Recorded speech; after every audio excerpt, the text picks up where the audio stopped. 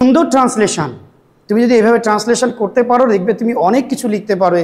পিএসসির পরীক্ষা রাইটিং রয়েছে, সামনে WBCS মেন্স রয়েছে, ক্লার্কশিপ রয়েছে, 100 নাম্বার রাইটিং, 6টা রাইটিং লিখতে হবে 1 ঘন্টার মধ্যে। তোমার ট্রান্সলেশন ভালো করে শিখতে হবে, নাহলে তুমি পারবে কি করে? গুড ইভিনিং ভিউয়ার্স, আশা করি তোমরা সবাই খুব ভালো আছো। আজকের ভিডিওতে আমি তোমাদের সঙ্গে আলোচনা করব translation from Bengali to English. Viewers, চাকরি পরীক্ষাতে মেন্স পেপারে ট্রান্সলেশন একটা গুরুত্বপূর্ণ রোল প্লে করে। অর্থাৎ কিছু পরীক্ষা আছে যে পরীক্ষাগুলোতে একটাই ধাপ হয়, কিন্তু অনেক পরীক্ষা আছে যে পরীক্ষাগুলোতে প্রিলি থাকে, মেন্স থাকে। আর মেন্স মূলত ম্যাক্সিমাম পরীক্ষাতে থাকে translation, precis writing, essay writing. Viewers, তোমরা যারা অঙ্কে দুর্বল, তোমরা যারা ইংরাজিতে দুর্বল, তারা আমার চ্যানেলকে ফলো করতে পারো। দেখবে আশা করব তোমার এই যে ভীতিটা, ম্যাথের ভীতি, ইংরাজি ভীতি কেটে যাবে। ভিউয়ার্স, আজকের আলোচ্য বিষয় ফিরে আসব। আজকের আলোচ্য বিষয় হচ্ছে ট্রান্সলেশন করব আমরা বেঙ্গলি থেকে ইংলিশে। আমরা ইংলিশ থেকে বেঙ্গলিও করব, বেঙ্গলি থেকে ইংলিশে করব। আজকের যে অনুবাদ, সেই অনুবাদটা খুব সুন্দর একটা অনুবাদ, আমি তোমাদেরকে সহজভাবে বুঝিয়ে দেওয়ার চেষ্টা করব। চলো কি আছে দেখো। বলছে আগে একবার পড়ে নি কি লিখবো আমরা, ট্রান্সলেশন যেটা করব সেটা একটু পড়ে নি কি ট্রান্সলেশন করতে চলেছি আমরা। ম্যান, মানুষ তার নিজের জীবনের নির্মাতা। কি অসাধারণ প্যাসেজ রেখেছি তোমার জন্য আজকে। মানুষ তার নিজের জীবনের নির্মাতা, অর্থাৎ মানুষ তার নিজের জীবনটাকে সে তৈরি করতে পারে, নিজেই তৈরি করতে পারে। সে যদি তার সময়কে যথাযথ ভাবে ভাগ করে সেই অনুসারে তার কর্তব্যটি সম্পাদন করে, অর্থাৎ সে যদি তার সময়টাকে ভাগ করে সমানভাবে সময়টাকে ইউটিলাইজ করে, তাহলে সে জীবনে অবশ্যই উন্নতি করতে পারে। যৌবন হলো জীবনের সোনালী সময়। যৌবনে ইচ্ছে মতো মনটাকে যে কোনো আকৃতিতে গড়ে তোলা যায়। একেই বলে জীবনের বপন ঋতু। ভিউয়ার্স, এত সুন্দর প্যাসেজটা আজকে আমরা ট্রান্সলেশন করতে চলেছি। চলো ট্রান্সলেশনে যাব। প্রথম বাক্য আছে মানুষ তার নিজের জীবনের নির্মাতা। আমি বলছি তোমার ট্রান্সলেশন, তুমি আমার ক্লাসকে ফলো করবে নিয়মিত, ইংরাজির দুর্বলতা কেটে যাবে। মানুষ তার নিজের জীবনের নির্মাতা। ভিউয়ার্স, বাংলা বাক্যে আমরা যখন কোনো বাংলায় কথা বলি তখন আমরা প্রথমে সাবজেক্ট বসাই, তারপরে আমরা অবজেক্ট বসাই এবং তারপরে আমরা ভার্ব মানে ক্রিয়াপদকে ব্যবহার করি। আমরা প্রত্যেকটা বাংলা কথার শেষে ক্রিয়াপদ ব্যবহার করি এবং ইংরাজি যখন লিখি সাবজেক্টের পরে এই ভার্বটাকে আগে এনে বসাই আর এই অবজেক্টটাকে লাস্টে গিয়ে বসাই। এটা হচ্ছে বাংলার সঙ্গে ইংরাজির ডিফারেন্স। বাংলাতে আমরা ক্রিয়াপদ লাস্টে ব্যবহার করি আর ইংরাজিতে ক্রিয়াপদ মাঝখানে বসে, সাবজেক্টের পরে বসে, অবজেক্টের আগে বসে। চলো, মানুষ তার নিজের জীবনের নির্মাতা, তার মানে কি মানুষ হয় তার নিজের জীবনের নির্মাতা। ভিউয়ার্স, হয়, হওয়া মানে বি ভার্ব, আর বর্তমানকালে টু বি ভার্বের মধ্যে পড়ে এম, ইজ অথবা আর। তাই আমাকে এখানে টু বি ভার্বের মধ্যে থেকে এম, ইজ, আর ব্যবহার করতে হবে। যদি দেখো হওয়া আছে, হওয়া থাকা বোঝালে আমরা টু বি ভার্ব ব্যবহার করি। তো মানুষ তার নিজের জীবনের নির্মাতা, তার মানে কি মানুষ হয় তার নিজের জীবনের নির্মাতা। তাহলে কে তার নিজের জীবনের নির্মাতা? বলো কে? মানুষ। তাহলে আমরা লিখব ম্যান। ম্যান, মানুষ হয়। এবার সাবজেক্টের পরে আমরা কি বসাই? সাবজেক্টের পরে আমরা বসাই ভার্ব। হওয়া ইংরাজি ইজ, ম্যান একজন ইজ। মানুষ হয়, কি হয়? তার নিজের জীবনের নির্মাতা। Man is the architect. Architect, architect মানে নির্মাতা। এই যে architecture, architect, car architect? Of his own life. Viewers, আমি কি লিখলাম? ম্যান ইজ, মানুষ হয়, কি হয়? The architect of his own life. Own life, নিজের জীবনের। ভিউয়ার্স, আমরা তাহলে করে ফেললাম মানুষ তার নিজের জীবনের নির্মাতা। Man is the architect of his own life. তারপরে ফুল স্টপ। এরপরের বাক্য কি আছে? এরপরের বাক্য আছে সে যদি, সে বাক্যের সাবজেক্ট আমরা পেয়ে গেছি। আবার সে মানে ওই মানুষটাই, সে যদি তার সময়কে যথাযথভাবে ভাগ করে, সে যদি তার সময়কে যথাযথভাবে ভাগ করে, তাহলে সে বাক্যের সাবজেক্ট কি হবে? হি। আর সে যদি, দেখো এখানে আছে যদি, যদি মানে কি? ইফ। তাহলে আমাকে আগে বসাতে হবে if. If he, if he, তাহলে সাবজেক্ট বসিয়ে দিয়েছি। ইফ হি, তারপর কি বসে? ভার্ব। তো সে যদি তার সময়কে যথাযথভাবে ভাগ করে, তাহলে ইফ হি মেক্স প্রপার, যথাযথ মানে proper division, if he makes a proper division, কি? কার? তার নিজের সময়কে। If he makes a proper division of his time. Viewers, কি বলেছি? বলেছিলাম সে যদি তার সময়কে, কাকে? সময়কে যথাযথভাবে ভাগ করে, তাহলে সে যদি, যদি মানে ইফ, হি মানে সে, বাক্যের সাবজেক্ট, মেক্স, মেক্স কি বলো? মেক্স হচ্ছে verb. Verb. If he makes, কেন মেক্স হয়েছে? এই যে সাবজেক্টটা পেয়েছো না, এই সাবজেক্টটা third person singular number. Present indefinite টেন্সের ক্ষেত্রে সাবজেক্ট যদি থার্ড পারসন সিঙ্গুলার নাম্বার হয়, তাহলে ভার্বের সাথে এস বা ইএস যুক্ত করতে হয়। রাম গোজ টু স্কুল, কিন্তু you go to school. Ram third person singular number, তাই গোজ বলতে হবে, কিন্তু ইউ থাকলে কি হবে? Go. I go to school, we go to school, but he goes to school. Subject third person singular number হলে ভার্বের সাথে এসবিএস করে দেবে।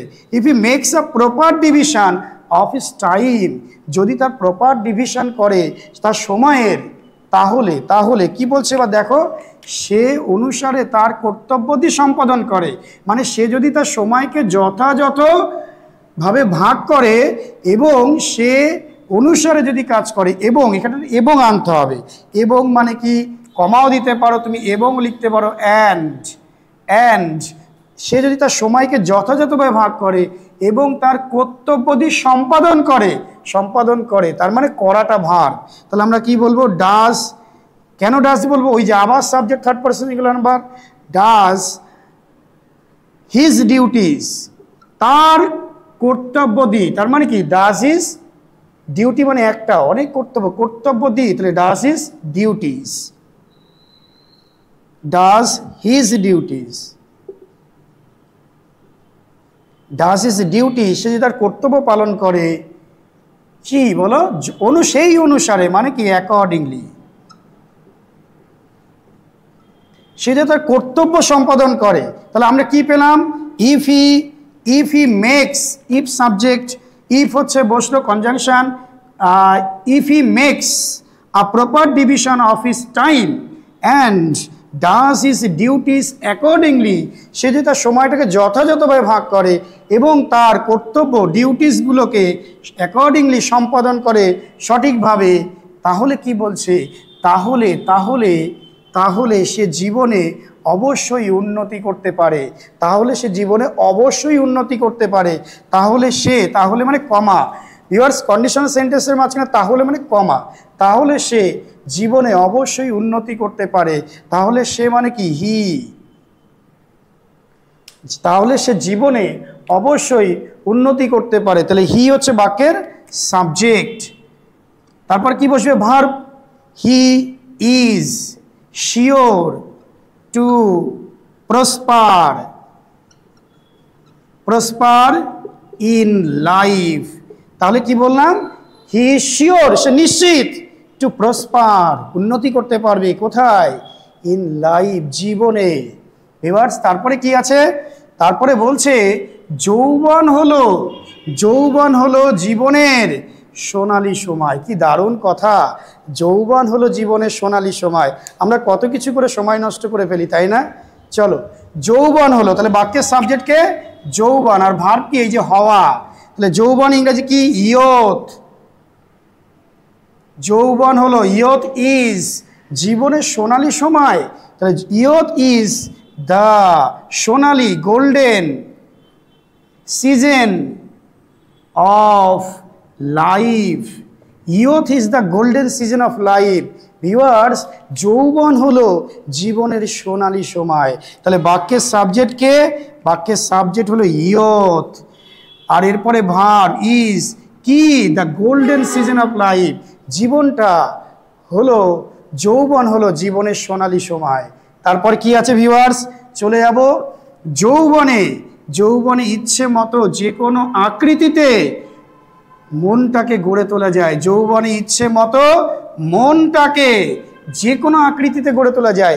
এই যে যৌবনকাল, এই সময় আমরা অনেক কিছু করে সময় নষ্ট করি, কিন্তু এই যৌবনকালটাই হচ্ছে এমন একটা ইম্পর্টেন্ট সময়, যে সময়টা তুমি যদি সঠিকভাবে জীবনযাপন করো, সঠিক কর্মপালন করো, তো জীবনে তুমি অনেক বড় মানুষ হতে পারবে।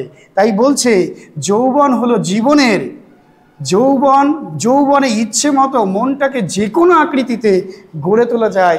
তুমি যেভাবে চাইবে সেভাবে গড়ে তুলতে পারবে। তাহলে যৌবনে, তাহলে আমরা কি লিখব? In youth. In youth. In youth মানে যৌবনে। যৌবনে কাকে গড়ে তোলা যায়? মনটাকে। মনটাকে, মন, দ্য মাইন্ড, দ্য মাইন্ড, অর্থাৎ মাইন্ড যে কোনো আকৃতিতে গড়ে তোলা যায় তোমার দ্বারা। তাহলে can be moulded, can be moulded, গড়ে তোলা যায়। In any form, in any form, form মানে গঠন। In any form you like, you like, অর্থাৎ যৌবনে তুমি তোমার মনটাকে যে কোনোভাবে গড়ে তুলতে পারো। The mind can be moulded. বাক্যের সাবজেক্ট কি হয়েছে ভিউয়ার্স? মাইন্ড, দ্য মাইন্ড, এটা হচ্ছে সাবজেক্ট। ক্যান বি প্যাসিভ, তোমার দ্বারা গড়ে তোলা সম্ভব। ইন এনি ফর্ম, যেমন তুমি চাইবে। ইউ লাইক, তুমি যেমনভাবে চাইবে তেমনভাবে গড়ে তুলতে পারবে। এরপরে কি আছে? এরপরে আছে একে বলে জীবনের বপন ঋতু। কি দারুণ কথা! একে বলে জীবনের বপন ঋতু।